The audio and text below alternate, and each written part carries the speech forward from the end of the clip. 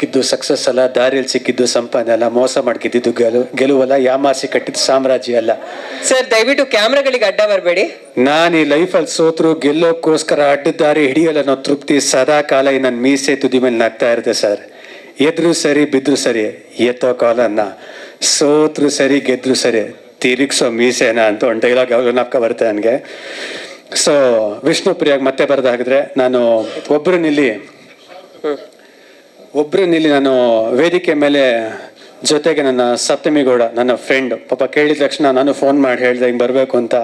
So ಬಂದು thank you, that's very sweet of you to come. ಜೊತೆಗೆ ನಮ್ಮ ಕವಿಗಳು. ಸೊ ಈ ಸಿನಿಮಾದಲ್ಲಿ ಯಾವುದೋ ಹಾಡು ಬರ್ದಿಲ್ಲ ಅಂದರೆ ನಾನು ಏನಕ್ಕೆ ಕವಿಗಳು ಬರಬೇಕು ಅಂದರೆ, ಅದ್ಭುತವಾದ ಹಾಡುಗಳನ್ನ ಕನ್ನಡ ಫಿಲಮ್ ಇಂಡಸ್ಟ್ರಿ ಕೊಟ್ಟಿದ್ದಾರೆ ಕವಿಗಳು. Fantastic songs. ಸೊ ಒಬ್ಬ ಅಂಥ ಅಮೇಝಿಂಗ್ ಲಿರಿಕ್ ರೈಟ್ರು ಬಂದು ನಮ್ಮ ಸಾಂಗ್ ನೋಡಿದಾಗ ಅವ್ರಿಗೊಂದು ಫೀಲ್ ಏನಿರುತ್ತೆ ಅದನ್ನು ಹೇಳಿದಾಗ I think it is very good. So thank you ಕವಿಗಳು ಬಂದಿರೋಕ್ಕೆ. ಜೊತೆದಾಗಿ ಇಲ್ಲಿ ನನ್ನ ಸ್ನೇಹಿತರು ಚಂದ್ರಣ್ಣ ಹಾಗೂ ಹೇಮಂತ್ ಅವ್ರು ಬಂದಿದ್ದಾರೆ. ಯಾವಾಗಲೂ ನನಗೆ ಸಿನಿಮಾ ಬಿಟ್ಟು ಆಫ್ಲೈನ್ ಏನಾರ ಮಾಡೋದಿನ್ನು ನಾನು ನಿಮ್ಮ ಜೊತೆಗೆ ಇರ್ತೀನಿ ಅಂತ ಹೇಳೋ ಅಂತ ನನಗೆ ಅಣ್ಣನ ಸ್ಥಾನದಲ್ಲಿ ನಿಂತಿರೋ ಅಂತ ನನ್ನ ಬ್ರದರ್ಸ್ಗೆ ಥ್ಯಾಂಕ್ ಯು ಹೇಳೋಕ್ಕೆ ಇಷ್ಟಪಡ್ತೀನಿ. ಈ ಸ್ಟೇಜ್ ನಾನು ನಿಜವಾಗ್ಲೂ ನಂಬ್ತೀನಿ. ಯಾವಾಗ್ಲೂ 6 ವರ್ಷಕ್ಕೆ 2 ಸಿನಿಮಾ ಮಾಡಿರೋದು ನಾನು. ಈ ಏಪ್ರಿಲ್ ಬಂದು 6 ವರ್ಷ 2 ಸಿನಿಮಾ ಮಾಡಿರೋದು.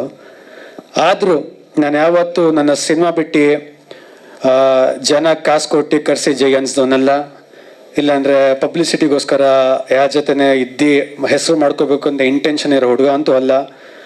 ನಾನು ಯಾರ ಹತ್ರ ಹೋದ್ರು ಅದನ್ನ ನನ್ನ ಮನಸ್ಸಾಕ್ಷಿಗೆ ಹೋಗೋದು, ಅಲ್ಲಿ ರಿಯಲ್ ಆಗಿ ಇರೋದು, ಯಾರನ್ನ ಇಂಪ್ರೆಸ್ ಮಾಡೋಕ್ಕೆ ನಾನು ಬಗ್ಗೋದು ಇಲ್ಲ, ಫೇಕ್ ಆಗಿರೋದು ಇಲ್ಲ.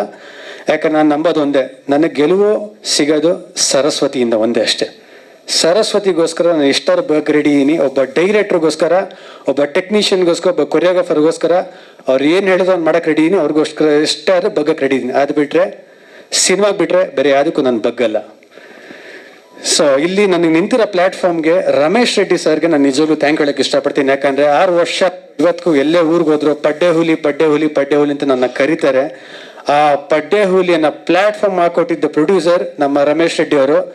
ಬಹುಶಃ ನನ್ನ ತಂದೆ ನನ್ನ ಫಸ್ಟ್ ಸಿನಿಮಾ ಮಾಡಿದ್ರು, ರಮೇಶ್ ಅಣ್ಣ ಅವರಷ್ಟು ದೊಡ್ಡದಾಗಿ ಆ ಸಿನಿಮಾ ಮಾಡೋಕ್ಕೆ ಸಾಧ್ಯನೇ ಅಂತೀನಿ.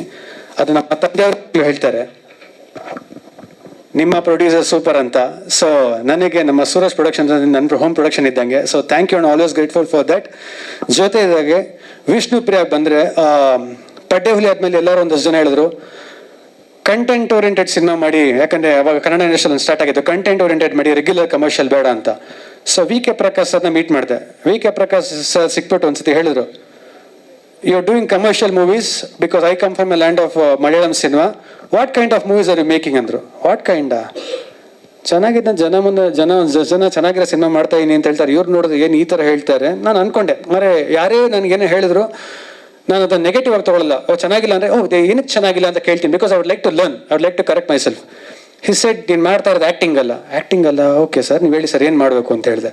ಸೊ ಅವರು ವಿಷ್ಣು ಪ್ರಿಯಾದ ಒಂದು ಕ್ಯಾರೆಕ್ಟರ್ ಹೇಳಿದರು. ನಾನು ರಿಹರ್ಸಲ್ಸ್ ಮಾಡಲ್ಲ, ಇನ್ನು ಕ್ಯಾರೆಕ್ಟರ್ ಮಾತ್ರ ಅರ್ಥ ಮಾಡ್ಕೊಂಡು ಒಂದಷ್ಟು ವರ್ಕ್ಶಾಪ್ ಮಾಡಿದೆ ನಾನು, ಪ್ರಿಯಾ ಅವರೆಲ್ಲ.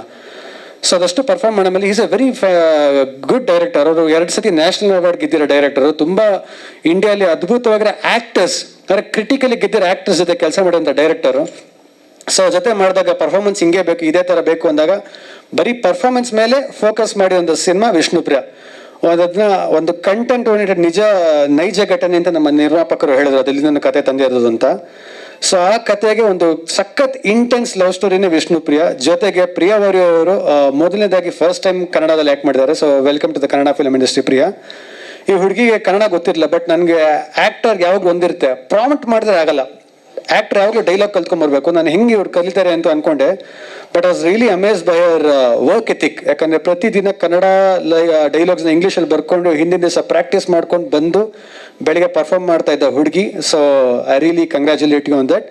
ಜೊತೆಗೆ ನಮ್ಮ ಟೆಕ್ನಿಷಿಯನ್ ವಿನೋದ್ ಭಾರತಿ ಅವರು DOP ತುಂಬ ಅದ್ಭುತವಾಗಿ ತೋರಿಸ್ತಾರೆ. ಯಾಕಂದರೆ ನನಗೆ ಫಸ್ಟ್ ವಿನೋದ್ ಭಾರತಿ ಅವರು ಅಂದಾಗ ನನಗೆ ಟೆನ್ಷನ್ ಇತ್ತು. ನಾನೊಬ್ಬ ಹೊಸ ಹುಡುಗಾರು, ನನಗೆ ಟೆನ್ಷನ್ ಇತ್ತು. ಯೂಶಲಿ ಟೆನ್ಷನ್ ಇದ್ದೇ ಇರುತ್ತೆ ಆ್ಯಕ್ಟ್ರಿಗೆ, ಓಕೆನಾ ಅಂತ. ಸರ್ ನಿಮ್ಗೆ ನಾನು ಬೇರೆ ಥರ ತೋರಿಸ್ತೀನಿ ಅಂತ ಹೇಳಿದ್ರು. ನಾನು ನಿಜವಾಗೂ ಸಿನಿಮಾದಲ್ಲಿ ತುಂಬ ಮುದ್ದಾಗಿ ನನ್ನ ತೋರಿಸಿದೆ. Thank you Vinod sir. ಜೊತೆಗೆ ಗೋಪಿ ಸುಂದರ್ ಅವರು ಅದ್ಭುತವಾಗಿರೋ ಮ್ಯೂಸಿಕ್ ಮಾಡಿಕೊಟ್ಟಿದ್ದಾರೆ. ಬ್ಯಾಕ್ಗ್ರೌಂಡ್ ಸ್ಕೋರ್ ಅಂತ ತುಂಬ ಚೆನ್ನಾಗಿದೆ, BGM. So thank you for the whole team. ಹಾಗೆ ಜೊತೆಗೆ ನನ್ನ ನಂಬಿ ಒಂದು ಆಪರ್ಚುನಿಟಿ ಕೊಟ್ಟು ಒಂದು ಸಿನಿಮಾ ಮಾಡಿದ್ದ ಪ್ರೊಡ್ಯೂಸರ್ ನಮ್ಮ ಅಪ್ಪ ಕೆ ಮಂಜು ಅವ್ರಿಗೆ ನಾನು ದೇವರೇ ಥ್ಯಾಂಕ್ ಹೇಳಕ್ಕೆ ಇಷ್ಟಪಡ್ತೀನಿ. ಯಾಕಂದರೆ ನಮ್ಮ ಅಪ್ಪ ಆದ್ರೂ ಅವರು ಒಂದು ಸ್ವಲ್ಪ ಸಿನಿಮಾ ವಿಷಯಕ್ಕೆ ಬಂದ್ರೆ ಇಬ್ರು ಕಮರ್ಷಿಯಲ್, ಅವ್ರಿಗೂ ಇಂಟ್ರೆಸ್ಟೆಡ್ ಇದ್ರೆ ಮಾತ್ರ ಮಾಡ್ತಾರೆ. ಆಮೇಲೆ working with K Manju sir, ನಾನು ನಮ್ಮ ತಂದೆ ಅಂತ ಹೇಳ್ತಲ್ಲ, he is not a small man, he is a legend. ದೇವ್ರ ನಾನು ನಮ್ಗೆ ಏನಕ್ಕೆ ಅಂತ ಹೇಳಿದ್ರೆ, ಸ್ಟಾರ್ಟಿಂಗಲ್ಲೆಲ್ಲ ಈಸಿಯಾಗಿ ತೊಗೊಬಿಡ್ತೀವಿ ನಾವು ಸಿನಿಮಾದಲ್ಲಿ, ಬಂತಪ್ಪ ಸಿಕ್ತಪ್ಪ ಅಂತ. ಒಬ್ಬ ಮನುಷ್ಯ ಆಟೋ ಡ್ರೈವರ್ ಆಗಿ ಬಂದಿದ್ದ ಮನುಷ್ಯ 48 ಸಿನಿಮಾ ಮಾಡಿ ಡಾಕ್ಟರೇಟ್ ತಗೋತಾರ, ಸುಲಭ ಅಲ್ಲ. ಸೊ ಕಲಿಯೋದು ಎಷ್ಟೊಂದು ಸಿಗುತ್ತೆ. ಮುಂಚೆ ಅನ್ಕೋತ ಏನಪ್ಪ ಬೈತಾರೆ ಇವರು ಅಂತ.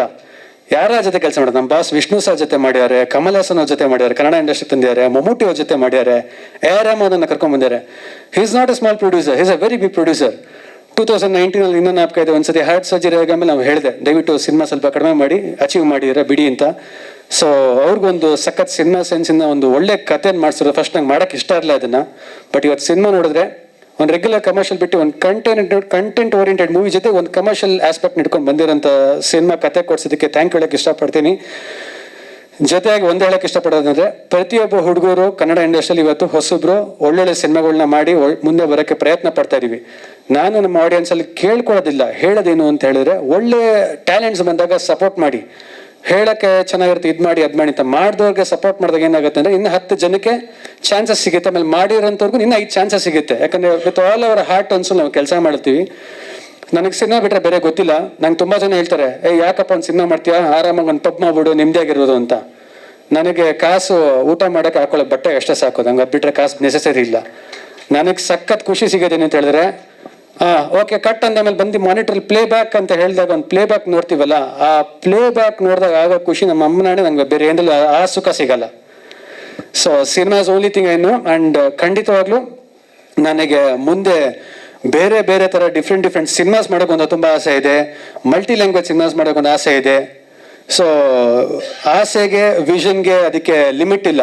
ಸೊ ನಾನು ಕನ್ಸು ಕಾಣೋ ವ್ಯಕ್ತಿ. ಯಾಕಂದ್ರೆ ನಾನು ಇತ್ತೀಚೆಗೆ US ಹೋಗಿದ್ದಾಗೂ ನಾನು ಇದು ಫನ್ನಿ ಅನ್ಸೋದು ಏನೇ ಅನ್ಸೋದು, ಬಟ್ ಇದು ಸತ್ಯ. ನಾನು ಹಾಲಿವುಡ್ಡಿಂದನೂ ಲೈಕ್ ಯಾರು ಅಲ್ಲಿ ಕೆಲಸ ಮಾಡೋಂಥ ಡೈರೆಕ್ಟರ್ಸು ಅವ್ರ ಹತ್ರ ಕಲಿಯಕ್ಕೆ ಸಿಗುತ್ತೆ, ಅವ್ರ ಹತ್ರ ವರ್ಕ್ಶಾಪ್ ಮಾಡೋಕ್ಕಾಗತ್ತ ಅಂತ ಹೋದಂಥ ಹುಡುಗ ನಾನು.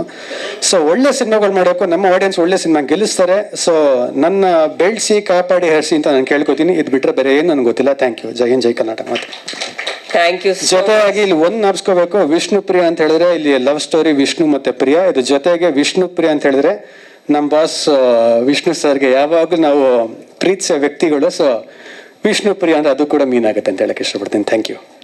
Thank you so much. ನಾನು ಆಗ್ಲೇ ಹೇಳಿದಾಗೆ ಮತ್ತೆ ರಿಪೀಟ್ ಮಾಡ್ತಾ ಇದ್ದೀನಿ, ಎಲ್ಲ ಸಕ್ಸಸ್ ನಿಮ್ದಾಗ್ಲಿ ಈ ಸಿನಿಮಾ ಮೂಲಕ ಶ್ರೇಯಸ್.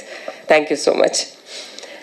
ಓಕೆ, ಅಲ್ಲ ಒಂದು ನಿಮಿಷ, ಮಂಜು ಸರ್ನ ಮಾತಾಡ್ಸ್ಬೇಕು. ಅದಕ್ಕೂ ಮುಂಚೆ ನಮ್ಮ ನಿರ್ದೇಶಕರು ದಯವಿಟ್ಟು ವೇದಿಕೆ ಮೇಲೆ ಬರಬೇಕು ಅಂತ ರಿಕ್ವೆಸ್ಟ್ ಮಾಡ್ತಾ ಇದ್ದೀನಿ. ಹಾಗೆ ವಿನೋದ್